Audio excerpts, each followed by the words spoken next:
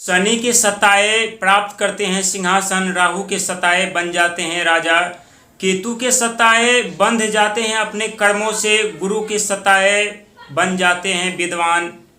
क्यों पहली बार ऐसी बातें सुन रहे हैं ना?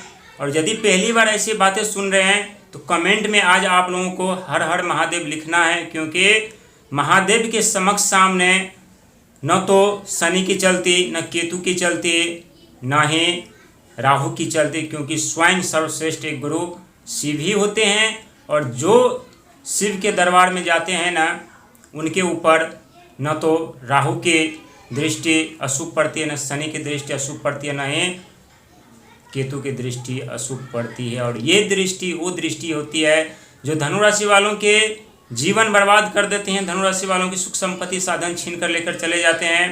धनु राशि वालों के जीवन में कई ऐसी सफलता, कई ऐसी कामयाबी, कई ऐसे मौके जो हाथों से छीन कर लेकर चले जाते। प्रिय धनु राशि के दर्शक, आशा करता हूँ अच्छे होंगे, स्वस्थ होंगे। जीवन में कठिनाई परेशानियों का सामना करते करते आप लोग ये भी सत्य है कि हार मान रहे हैं, लेकिन यदि आप स्वयं हार मान लेंगे तो कौन आपको उठाने के लिए आएगा? कौन आपका मनोबल बढ़ाने के लिए आएगा? कौन आपको राह दिखाने के लिए आएगा? कौन आपको आपके सोच बदलने के लिए आएगा?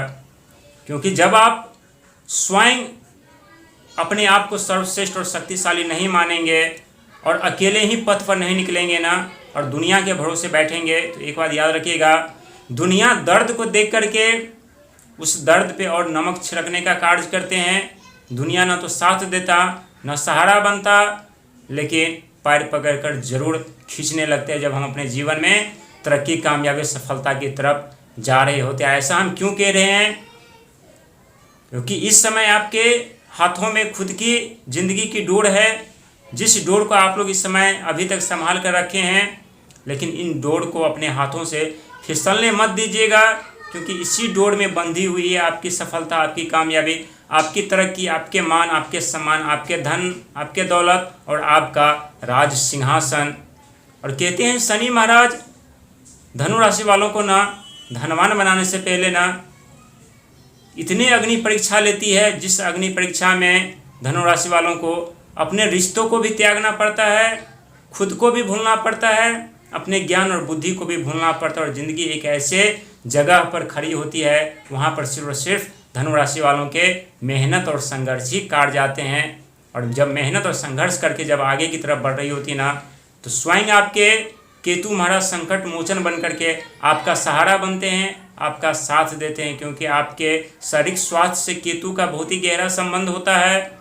और इस समय जो आप लोगों के मन में जो चल रहा है ना, कि इस ज़िंदगी को ही हम छोड़ दें, ये जगह को ही हम त्याग कर दें, कहीं और जा कर के हम शिफ्ट हो जाए, हम घर बदल दें, या कोई नई जगह पर हम जा कर के बस जाएं, तो हो सकता है कि हमारे जीवन में कुछ दुख कम हो जाए, कुछ समस्या कम हो जाए। लेकिन एक बात समझिएगा, यहाँ पर आप दुखों से नहीं भाग रहे, बल्कि आप अपने आप से भाग रहे हैं। और कहते हैं दुखों से भागने वाला व्यक्ति तो एक दिन सुख संपत्ति साधन जरूर प्राप्त करता, लेकिन अपने आप से भागने वाला व्यक्ति जीवन में कभी सुख संपत्ति साधन नहीं प्राप्त कर सकता, क्योंकि आपके अंदर वो ताकत, वो क्षमता, वो हिम्मत, यही वो गड़ा होते हैं जो प्रदान करते हैं, यही वो गड़ा होते हैं जो आपकी डूबती हुई बिजनेस को, व्यापार को बचाने का और सुधारने का कार्य करते हैं। लेकिन चार ऐसी बातें जो आप लोगों को नहीं भूलना चाहिए 2026 में।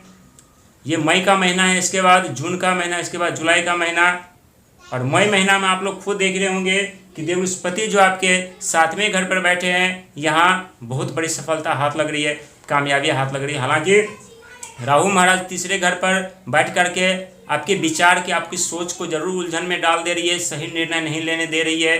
लेकिन वहीं 4थे घर पर बैठ करके शनि महाराज आपके लग्जरी लाइफ पर अपनी दृष्टि डालकर बैठे हैं, जिसके कारण धन दौलत तो सामने हैं, लेकिन उसका लाभ नहीं उठा पा रहे हैं।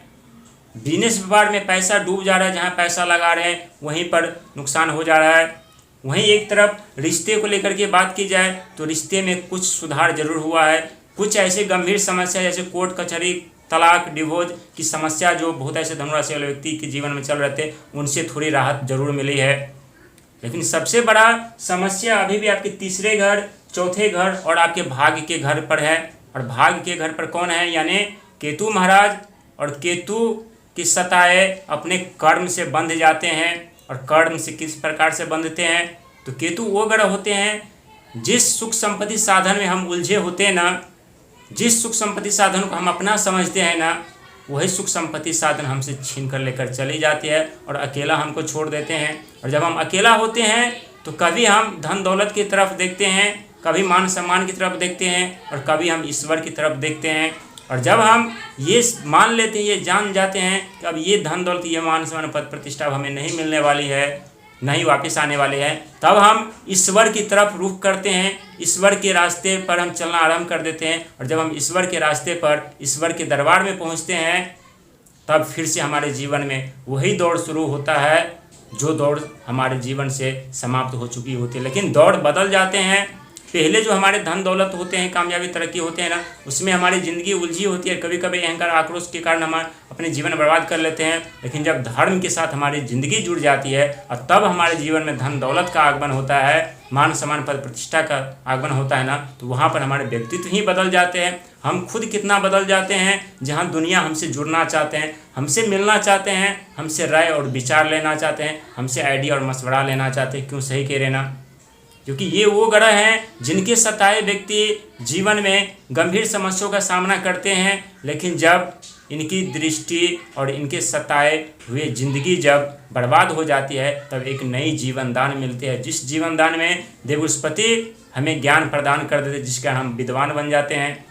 राहु महाराज हमें सताते हैं तो हम ये समझ पाते हैं कि छल कपट से कमाया गया धन बर्बादी के कारण बन जाते हैं। जल्दीबाजी में लिया गया कोई निर्णय हमारे जीवन बर्बाद कर देते हैं।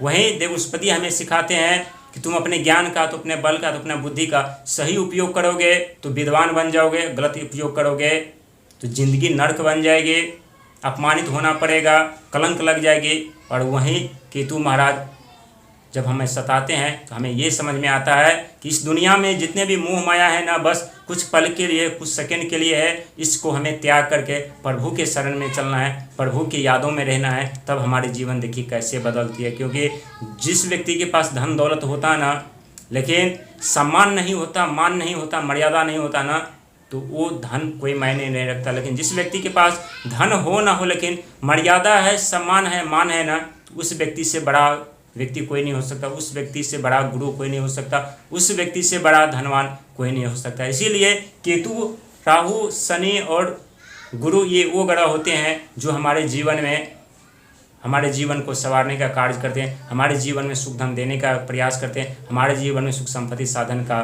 रास्ता खोल देते हैं। हालांकि चौथे घर और तीसरा घर इस समय आप लोगों के लिए बहुत ही महत्वपूर्ण है। यहाँ आप लोगों को बहुत ही सोच विचार करके फैसला लेना है। कोई भी कार्य करने से पहले 1000 बार आप लोगों को अपने बड़े बुजुर्गों से मशवरा लेना है। और जो जगह बदलने की जो मन में चल रही है ना, जो उससे आप लोगों को थोड़ी सोच समझ कर करना चाहिए। क्योंकि चौथे घर पर शनि महाराज, स्वाभाविक है कि लग्जरी लाइफ पर जब प्रतिबंध लग जाते हैं तो व्यक्ति के मन में ऐसा ख्याल आता है कि इस जगह को हम छोड़ दें, ये बिजनेस हम छोड़ दें। लेकिन थोड़ा धैर्य और साहस रखिएगा। जो बर्बादी के कारण आपके बने हैं ना, वही अब आपके जीवन को संवारने का कार्य करें।